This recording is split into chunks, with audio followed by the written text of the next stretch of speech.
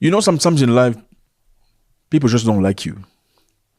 It has nothing to do with anything that you've done, nothing to do with your behavior or whatever thing that you presented to them. They just don't like you. And there's absolutely nothing you can do about it. They will always find excuses and reasons to justify why they don't like you. They will say something along the lines, he's very arrogant, his attitude, I can't stand his attitude. He thinks he's on top of the world. He's got this funny way of looking at people. Yeah. Those are all just excuses to justify why they don't like you. And it's okay. I mean, you can't please everybody. And it's just fine to understand that sometimes people just don't like you. I mean, I remember there was a moment I met somebody. I was trying to rent a space for work purpose.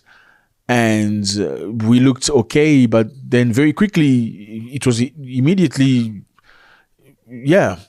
And there's nothing you can do about it. I mean, when you start imagining what they're thinking about you because of the way they answer you, you already know. I mean, there's nothing you can do about it. You can try to speak about it. You can try to resolve it. The reasons are not what you think. You know, those are not the reasons. The reasons are much deeper than what you think. The United States of America has issued a warning against South Africa.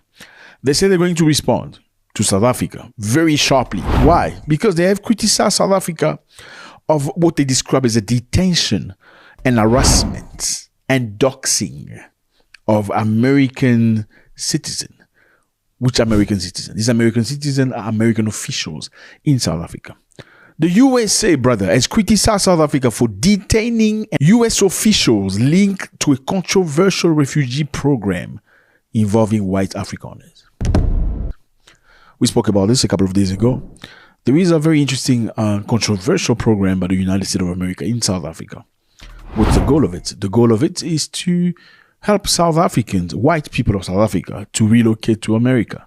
Why would they relocate to America? Because there are accusations against the South African government of turning a blind eye to a genocide against white people in South Africa. Is there genocide against white people in South Africa? Well, that's an interesting question because as per the definition of genocide, I'm not sure about that. Are there white people being killed in South Africa? Yes, there are. Farmers are being killed in South Africa. Unfortunately, sometimes bad people jump into their enclosures with guns and knives and stuff. They arrest them and often shoot them. And that's very sad. Now, is this something that needs attention? Absolutely. Need to do something about it. But are there only white farmers being killed? Well, it has been proven that not only white farmers are being killed. Because we all know South Africa is not an easy country to... No, it's not. Crime is all over the place. South Africa has the most amount of security personnel in Africa, if not the world. You need to double check that. The most amount of security personnel. Matter of fact, in South Africa, you have more security guards than you have both the army and the police combined. Why? Because of crime. Why is there crime? Well, that's a big question mark. Now, can you resolve crime? You probably can if you put up the death penalty for certain crime. Well, it's surely not going to finish all crime, but it's going to bring it down. But why is there no death penalty in South Africa? Well, because when Nelson Mandela came out of jail, he decided death penalty wasn't good enough because too many black people were deathed for the wrong reasons. Therefore, let's remove it. But in the meantime, then you have a lot of people with guns that shoot people relentlessly, they do abusive things and all that. Now, can you resolve this? Can you find a solution about crime? I firmly believe people can. If you really want to finish crime, you can. We've seen in many countries, you can. You just need to be very, very harsh, brutal against the criminals. You're going to finish. But do they really want crime to finish? I'm not sure about that. That's nothing political, but I do believe the bosses of companies, of security guards and stuff, why would they want crime to finish? I'm just saying, let's just use our brains here. Why would they want crime to finish? I mean, if you're making so much money through guarding people from criminals, why would you want them to feel at ease? I mean, how do you make money? You're making money because people are shit scared of criminals, right? So you're making a lot of money. You're hiring a lot of people. So you're creating employment, right?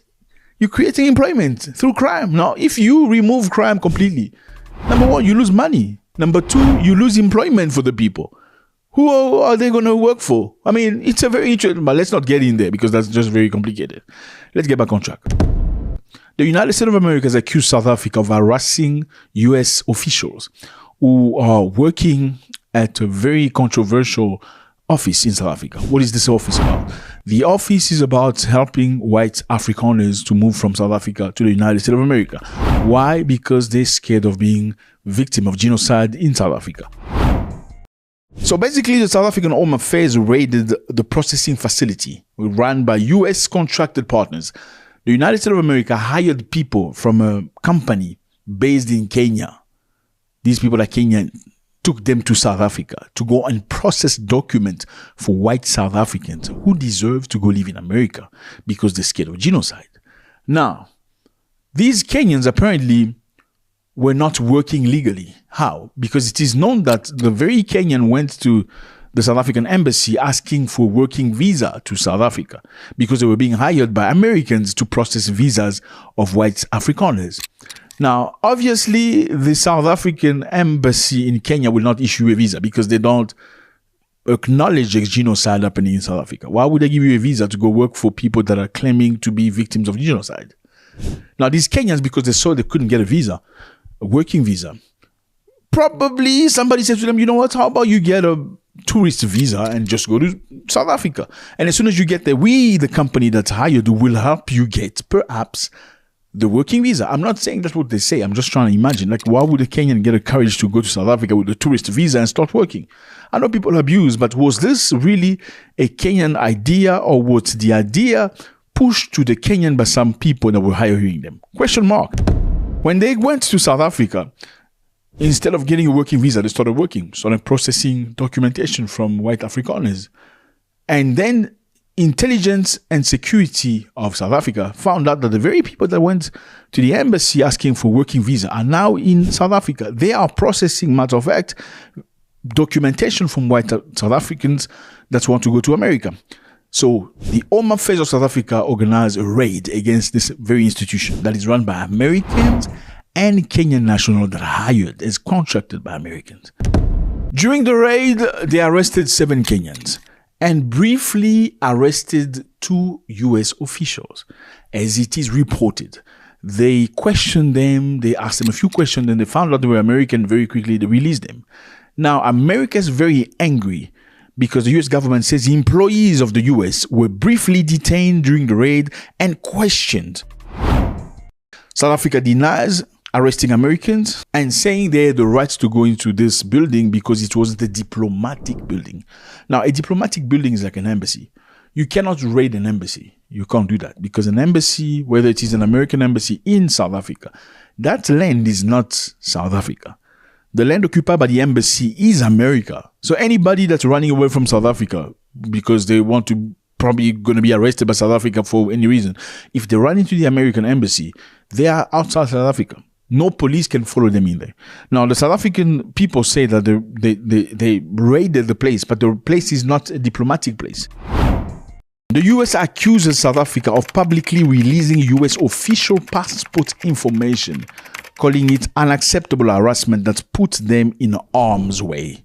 So they are accusing South Africa of releasing US officials' passport information when they apprehended them.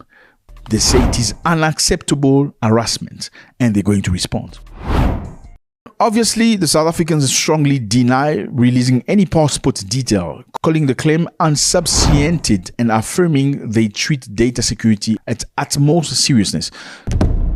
So again, fellas, as you can see, South Africa and America has been going back and forth for quite some time now. The United States of America has stood very strong against South Africa for 2 major reasons. Number one, because they took the country you don't name to court because of that place. You don't name them. If you name it, your video is shadow banned. You can't go anywhere. It's published to just 10, 20, 12 people. Anyway, number 2 is because of South Africa's alignment. South Africa is aligned to China, Russia, Iran, and other people. And they feel like that's creating imbalance. And in order to perhaps, touch BRICS, they need to touch South Africa because it looks like the weakest link. My question for you is this one. As South Africa has the right to check on people they deem illegal in the country. Number 2, as South Africa has the right to check on people that are working for America in South Africa, especially in this specific difficult time. Number 3, were the Kenyans right to travel from Kenya to go and work knowing that they had no working visa? Were the Kenyan promised, perhaps by Americans, that if you come to South Africa, we were going to help you get a working visa? Then they decided to work, waiting for the working visa to happen. I mean, when you go work for work, you leave your family, you expect to pay, right? When the boss say, we're going to get you a visa, don't worry. You start working because you expect money. Were they right or wrong to do that? Should they have refused the money? Number 5 or 6, what's going to happen from America now? Because this looks like a back and forth. Remember, South Africa has been kicked out of G20. They're not going to be part of it in 2026 because America say you are not coming. Well, the relationship between the United States of America and South Africa is really at south right now. What can America do? America can basically cut aid. They still have some money they send to South Africa right now. I know a lot of aid has been cut. They're still sending about $500 million. That money could be cut. Number 2, America could discourage US companies from investing in South Africa, like tech company, mining, etc. That could be a hit. Number 3, America could start actioning visa restriction to South African nationals. Is that something worth it? Now the question is this: is it worth going to America, getting a visa, getting investment, or is it worth fighting for your freedom of sovereignty? Let me know how you feel about this. It was a great pleasure. God bless.